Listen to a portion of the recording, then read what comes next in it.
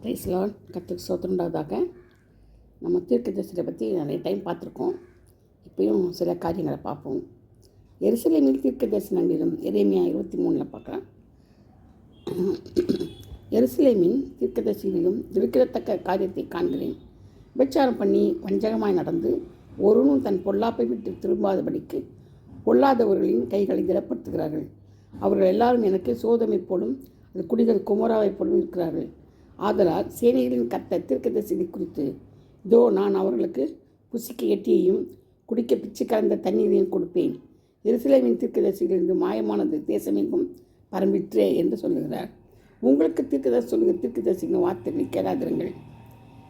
அவர்கள் உங்களை வீண் பெருமை கொள்ளும்படி செய்கிறார்கள்.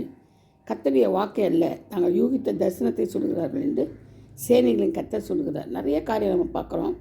சில தீர்க்கதரிசி சொல்கிறேன் வீடு வீடாக போவாங்க. அவங்களுடைய எது எண்ணங்கள் வருதோ அது சொல்லுவாங்க. சிலது அவங்க அந்த சூழ்நிலையை பார்த்து அந்த வீட்டை பார்த்து அவங்க அந்த வீட்டார் பேசுகிற அந்த குறிப்பை பார்த்து அவங்க கஷ்டத்தை சொல்லும்போது அதை வச்சு தீர்க்கதரிசி சொல்லுவாங்க. அவங்க மனசு சாந்தி அடைகிற மாதிரி, சமாதானம் அடைகிற மாதிரி. சிலர் அவங்க கஷ்டத்தில் இருக்கிறாங்க தெரிஞ்சு அதுக்கு ஆப்போசிட்டாக சொல்லுவாங்க. பயப்படுத்தி இது நடக்கும் அது நடக்கும் சொல்லி பயமுறுத்தின மாதிரி சொல்லுவாங்க தீர்க்கதரிசி. ஆக மொத்தம் சொந்த எண்ணங்கள்லேருந்து அவங்க தீர்க்கதரிசி சொல்கிறாங்க. அதுக்கு நம்மளை எச்சரிக்கை இருக்க சொல்கிறார். அது மட்டும் இல்லை, உங்களுக்கு தீர்க்கதரிசி வார்த்தைகளை கேட்காதீங்கன்னு சொல்கிறார். அவரே சொல்கிறார் கேட்காதீங்க. ஏன்னா ஒரு சில தீர்க்கதரிசி உண்மையாக இருப்பாங்க, அது வேறு. இது நல்லா நமக்கு நல்லா தெரியும். நம்ம பெருமை குறத்துக்காக நம்மக்கிட்ட சொல்லுவாங்க. அது மட்டும் இல்லை, யூகித்த தரிசனத்தையும் சொல்லுவாங்க. அது மட்டும் இல்லை, அவர் என்னை அசட்டை பண்ணவர்களை நோக்கி உங்களுக்கு சமாதானம் இருக்கும் என்று கர்த்தர் சொன்னார் என்று சொல்லுகிறது அல்லாமல், தங்கள் இருதயத்தின் கடினத்திலே நடக்கிற யாவரையும் நோக்கி உங்கள் மேல் பொல்லாப்பு வராது என்று சொல்கிறார்கள். கர்த்தருடைய ஆலோசனை கூட நின்று அவருடைய வார்த்தையை கேட்டிருந்தவன் யார்? அவருடைய வார்த்தையை கவனித்து கேட்டவன் யார்? இதோ கர்த்தருடைய பெருங்காற்றாகிய கொடிய புசல் புறப்பட்டது. அது துன்மார்க்குடைய தலையின் மேல் உக்கிரமாய் மோதும். கர்த்தர் தம்முடைய இறுதித்தின் நினைவுகளை நடப்பித்து நிறைவேற்றும் அளவும் அவருடைய கோபம் தனியாது. கடைசி நாட்கள் அதை நன்றாய் உணர்வீர்கள். அந்த தீர்க்கதரிசனங்களை நான் அனுப்பாதிருந்தும் அவர்கள் ஓடினார்கள். அவர்களோட நான் பேசாதிருந்தும் அவர்கள் தீர்க்கதரிசி சொன்னார். ஆண்டவர் பேசவே இல்லை அவங்ககிட்ட. அவங்கள சொந்தமாக எடுத்து பேசுகிறாங்க. அவர்களின் ஆலோசனைகளை நினைத்திருந்தாலாகி அப்பொழுது அவர்கள் என் வார்த்தைகளை ஜனங்களுக்கு தெரிவித்து அவர்களை தங்கள் பொல்லாத வழிகளையும் தங்கள் செய்கைகளின் பொல்லாப்பை விட்டு திருப்புவார்கள். நான் சமீபத்திற்கு மாத்திரமா தேவன், தூரத்திற்கும் தேவன் அல்லவோ என்று கர்த்தர் சொல்கிறார். எவனாகிலும் தன்னை நான் காணாதபடிக்கு மறைவிடங்களை ஒழித்துக் கொள்ளக்கூடுமோ என்று கர்த்தர் சொல்கிறார். நான் வானத்தையும் பூமியையும் நிரப்புகிறார் அல்லவா என்று கர்த்தர் சொல்கிறார். பாருங்கள், ஆண்டவர் தான் பெரியவர் இல்லையா? அவருக்கு தெரியாத ஒன்று நடக்க போகிறது இல்லை. பாதாளத்தில் படுக்கப்பட்டார், அங்கே இருப்பார்.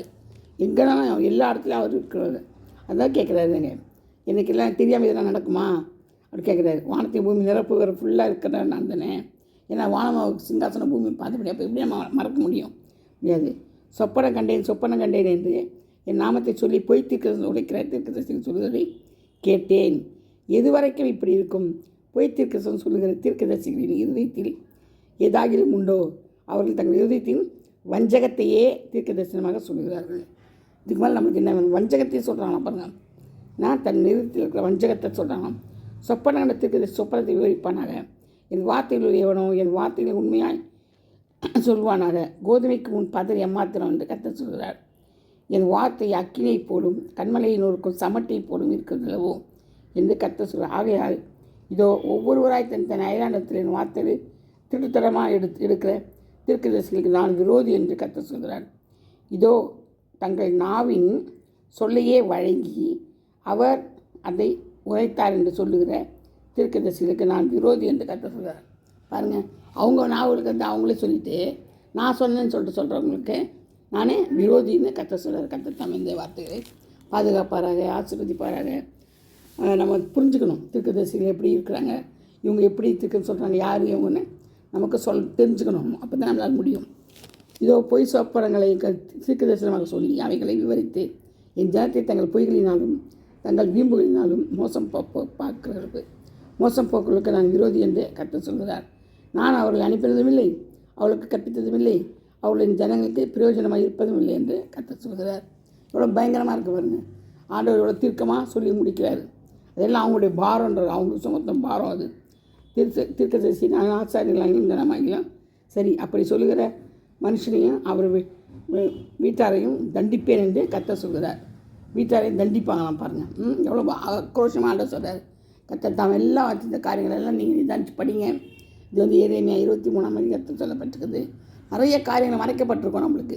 நம்ம வாசித்து அனுதினமும் வேதத்தை வாசித்து தெரிஞ்சுக்கிட்டா தான் நம்மளால் முடியும். படித்தது போல இருக்கும், திடீர்னு படிக்காத மாதிரி ஏற்று வந்து நம்மளுக்கு தெரியும். அது எத்தனை பேர் படித்தாலும் வேதம் வந்து புதுசு புதுசாக கர்த்தர் நம்மளுக்கு அனுப்பார். நீங்கள் படித்து வேதத்தை தியானித்து அறிந்து கொள்ளுங்கள். கர்த்தர் தாமே பாதுகாப்பாராக. ஆமென். அல்லேலூயா. Praise the lord. God bless you all.